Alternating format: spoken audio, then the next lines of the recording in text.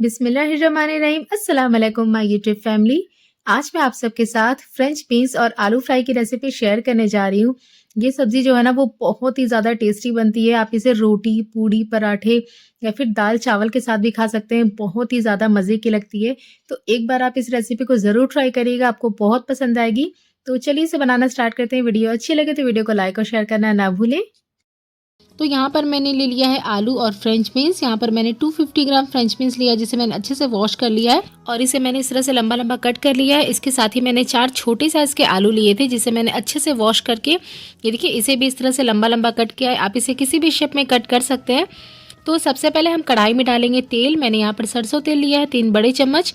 इसे अच्छे से धुआं आने तक गर्म करेंगे, फिर थोड़ा ठंडा करेंगे और फिर हम इसमें डाल देंगे 1 छोटा चम्मच राई। राई को हम पहले चटकने देंगे। इसके बाद हम इसमें डाल देंगे ज़ीरा 1 छोटा चम्मच। इसके साथ ही इसमें डाल देंगे 2 चुटकी हींग। इसके बाद हम इसमें डाल देंगे बारीक कटा हुआ लहसुन। मैंने यहाँ पर 6 से 7 लहसुन की कलियों को फाइनली चॉप कर लिया है। और अगर आप लहसुन खाते हैं तो आप इसे ज़रूर ऐड करिएगा, इससे बहुत ही अच्छा टेस्ट आता है।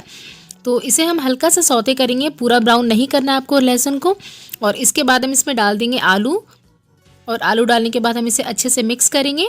तो अभी हम इसमें फ्रेंच बीन्स ऐड नहीं करेंगे, पहले हम आलू को फ्राई करेंगे, जिससे कि आलू के ऊपर एक ब्राउन कलर की अच्छी सी कोटिंग आ जाए और जो आलू है वो थोड़े क्रिस्पी हो जाएंगे। तो मीडियम फ्लेम पर हम इसे 5 मिनट के लिए कवर करके पका लेंगे। आप इसे बीच बीच में चलाते रहिएगा। तो ये देखिए, इसे मैंने 5 मिनट के लिए मीडियम फ्लेम पर पकाया। आप देख सकते हैं कि आलू जो है वो फ्राई हो गए हैं, हल्का हल्का सा ब्राउन कलर आपको दिख रहा होगा। इसके साथ ही जो ये देखिए लहसुन है वो भी यहाँ पे ब्राउन हो चुका है। इसलिए मैंने पहले कहा था कि उसे आपको ब्राउन नहीं करना है, क्योंकि वो आलू के साथ ही ब्राउन हो जाते हैं, वरना बाद में काले हो जाएंगे अगर आप पहले ब्राउन कर देंगे तो आलू को फ्राई करने के बाद इसमें डाल देंगे फ्रेंच बीन्स और 3 बारीक कटी हुई हरी मिर्च भी ऐड कर देंगे और इसे हम अच्छे से मिक्स कर लेंगे। अभी हम इसमें कोई भी मसाला ऐड नहीं करेंगे, दोनों को हमें साथ में पकाना है। कवर करके आप इसे मीडियम फ्लेम पर पकाएं। पहले आप इसे अच्छे से मिक्स कर दें। 5 मिनट के लिए हम इसे पका लेंगे मीडियम फ्लेम पर। आपको इसे बीच बीच में चलाते रहना है। तो ये देखिए, यहाँ पर 5 मिनट हो गया है। आलू और बीन्स जो है वो अच्छे से फ्राई हो गया। आप देख सकते हैं, आपको बीन्स और आलू के ऊपर ब्राउन कलर के स्पॉट्स दिख रहे होंगे, ये अच्छे से फ्राई हो गए हैं। इस तरीके से जो सब्ज़ी है ना वो बहुत ही टेस्टी बनती है। यहाँ पर हमें बीन्स को पूरा नहीं पकाना होता है, बीन्स में थोड़ा सा क्रंच रहता है, तभी वो अच्छी लगती है खाने में। इसे पूरा आपको बिल्कुल भी नहीं पकाना है। तो यहाँ पर अभी बीन्स 50% कुक हो गए हैं। तो अब हम इसमें ऐड करेंगे नमक टेस्ट के अकॉर्डिंग। इसके बाद इसमें जाएगा हल्दी पाउडर आधा छोटा चम्मच, 1 छोटा चम्मच ऐड करेंगे लाल मिर्च पाउडर और 1 छोटा चम्मच ऐड करेंगे धनिया पाउडर। इसके साथ ही मैं इसमें डाल रही हूँ आधा छोटा चम्मच अमचूर पाउडर और फिर इसे अच्छे से मिक्स कर लेंगे। सारे मसालों को सब्जियों के साथ आपको अच्छे से मिक्स करना है, जिससे कि सारी सब्जी के ऊपर जो मसालों की कोटिंग है वो आ जाए। और अगर आपको वीडियो थोड़ी सी भी अच्छी लग रही है तो प्लीज़ इसे लाइक करना बिल्कुल भी ना भूलें।